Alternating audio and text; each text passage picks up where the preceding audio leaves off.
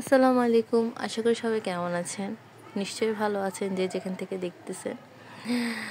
তো এই যে দেখুন রসুন থেতলে এনেছি। আজকে 3টা জিনিস রান্না করব। তো একটা জিনিস আপনাদেরকে বলতে হবে এই জিনিসটা কি আর কেমন কাটছে সবার দিনকাল। সবাই বলে না মেয়েদের নাকি কোনো নিজের বাড়ি বলতে কিছু নেই।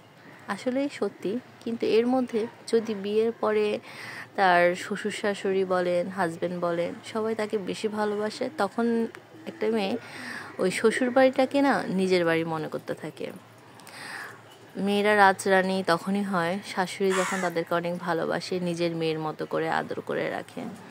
হয়তো এটা সবার ভাগ্যে জোটে না, বেশিরভাগ মেয়ের ভাগ্যে এটা বলা যায় খুবই কষ্টের একটা বিষয় যে শাশুড়িরা তাদের বৌমাদেরকে মেয়ের মতো মনে করে না। তো যাক, আপনাদের সাথে হয়তো কিছু দুঃখের কথা শেয়ার করলাম বা কিছু বাস্তব কাহিনী বললাম।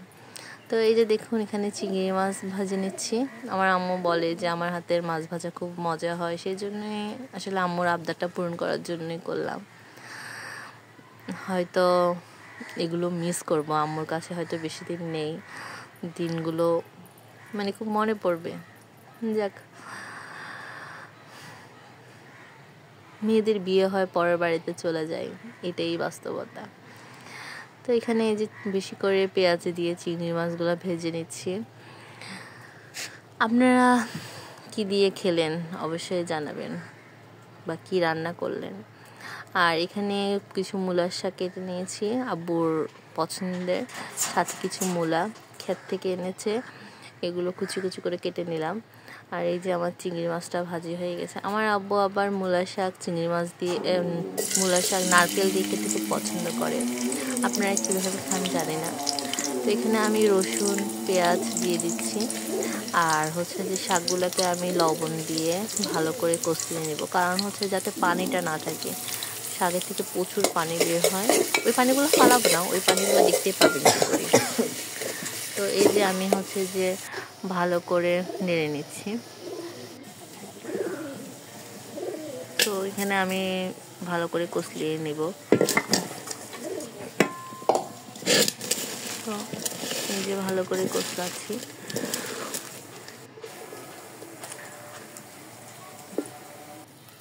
তো এখানে পেঁয়াজগুলো লাল লাল হয়ে গেছে প্রায়।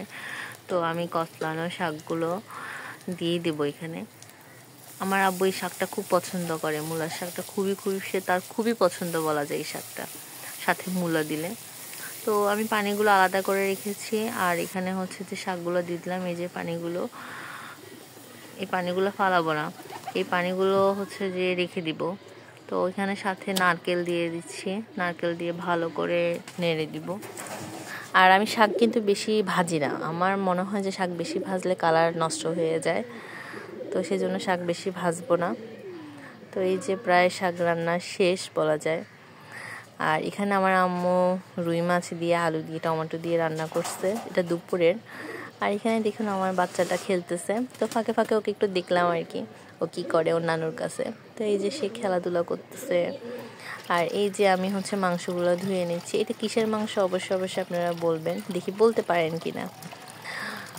তো এই যে মাংসগুলো ভালো করে ধুয়ে নিচ্ছি, আর পানিগুলো ভুলে ফালাই দিছিলাম, পরের পানিগুলো ফালাবো না, এগুলো রেখে দিব।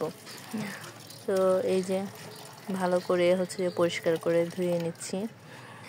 ধুয়ে পানিগুলো যে আমি কোথায় রাখি দেখেন।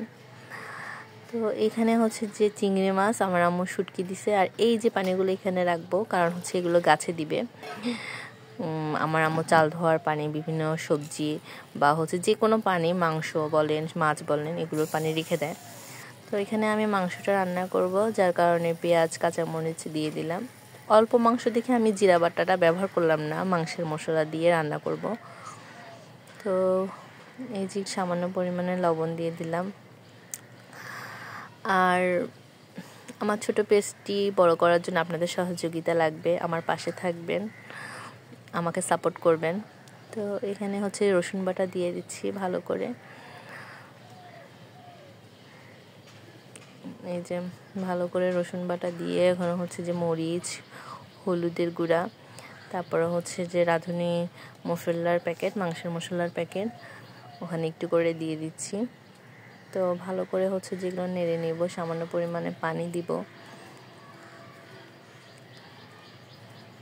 আমার কিন্তু রান্না বান্না করতে খুব ভালো লাগে, মানে খুবই ভালো লাগে, আর রান্না করে খাওয়াতেও ভালো লাগে কাউকে। তো এই যে মাহাদি আসার পর থেকে আসলে আমি রান্না তেমন করতে পারি না, আসলে ও কান্নাকাটি করে, যার কারণে আসলে হয় না, আমার আম্মুই করে। তো আজকে আমি আম্মুকে বললাম যে আমি করি, আর যেহেতু আমার আম্মু মাছ ভাজিটা খেতে চেয়েছে, তো সেহেতু আম্মুকে বললাম যে থাক তাহলে আমিই সব রান্না করি। তো এই যে রান্না করে নিচ্ছি, আর এটা কিন্তু সন্ধ্যার ভিডিও। তো এখানে হচ্ছে যে আমার হাজব্যান্ডের জন্য মুড়ি মাখবো। তো শসা, গাজর, পেঁয়াজকলি, পেঁয়াজ, কাঁচামরিচ এগুলো সবগুলো কুচি করে নিব। তার কিন্তু আবার ঝালমুড়ি খুব পছন্দ। এখানে আমি হচ্ছে যে সকালবেলা আব্বু পরোটা আনছিল, তো পরোটা দিয়ে একটু করে খেয়ে নিলাম। তো এখানে হচ্ছে আমার হাজব্যান্ডের জন্য মুড়ি মাখবো। এখানে ডাল, চানাচুর, তারপর হচ্ছে ওগুলো কুচি করে নিলাম। তো এই যে দেখুন ঝালমুড়ি, আবার নিচে তলার আন্টি আছে, ওনার ছেলে আসছিল, তো ওনাদেরকে একটু দিলাম, আর এই যে ওর জন্য নিয়ে যাচ্ছি। আর এখানে আমাদের মিঠু হচ্ছে যে মানে দেখুন কথা শুনলে হয়েছে, বা হচ্ছে ওকে যদি একটু গান টান মানে গান আপনি ওর সামনে, তাহলে ও গান শোনার জন্য চলে আসে। তো এই যে, আর এই পাখিটা কিন্তু আমার ছেলের খুব পছন্দ। ও এখানে আসলেই চুপচাপ থাকে, ওর সাথে কথা বলে, ওকে ধরতে চায়। তো এই যে দেখুন, ওর নাম হচ্ছে মিঠু। তো এখানে হচ্ছে যে আমার আব্বু আসছিল রাত্রে, তো আমার আব্বুর সাথে আমার ছেলে হচ্ছে যে গল্প করতেছিল, কত কথা, মানে নানা মানে হচ্ছে নাতির কত কথা, মানে অনেক কথা। ও অনেক খুশি, আমার আব্বুর সাথে গল্প করতেছিল, তাই সব এখানে আমি আবার ভিডিও করতেছিলাম, ও সেটাও আমার দিকে তাকায় তাকায় দেখতেছিল। আর দেখুন সে কি করে, তার কাণ্ড, মানে সে অনেক খুশি, মানে ইয়াতে কি মানে হাসবে না কি করবে সে বুঝতে পারতেছে না। তো এই যে এটা কি হবে, নানার সাথে কিসের কথা? তো আমার ভিডিওটা আপনাদের কেমন লাগলো অবশ্যই জানাবেন। না বিকু, তো এই যে দেখুন, বলো আমাকে বিকু দাও। হয়তো অনেক মিস করবে, বলো না আমাকে বিকু দাও। মামা বলেন, নানু বলেন, নানা বলেন, সবাইকে অনেক মিস করবে। বলো আমাকে বিকু দাও, মানে বলো হয়তো ওর সময়টা কিভাবে কাটবে আমি জানি না, মানে ওর হয়তো কয়েকদিন অনেক মন খারাপ থাকবে যখন ও নানার থেকে কাছ থেকে চলে যাবে। নানির আদর আসলে যারা পায় তারা জানে, কারণ হচ্ছে আমরা যখন ছোট ছিলাম ঢাকায় যাইতাম তখন মানে খুব আদর করতো আমার নানা, আমাকে প্রচুর আদর করতো, নানু খুব আদর করতো। আর আমার মামারা বলেন, খালামণি বলেন, আমাদের বাসা কাছাকাছি ছিল দেখে মানে দৌড়াতাম, মানে একটা জায়গায় স্থির হয়ে থাকতাম না। খুব মিস করি এখন, আমার নানা নাই, তার জন্য সবাই দোয়া করবেন সে যেন জান্নাতবাসী হয়। তো ছেলের এগুলো দেখে মানে নিজের ছোটবেলার কথা খুব মনে পড়ে আর খারাপ লাগে। তো ভিডিওটা অবশ্যই ভালো লাগছে। আসসালামু আলাইকুম।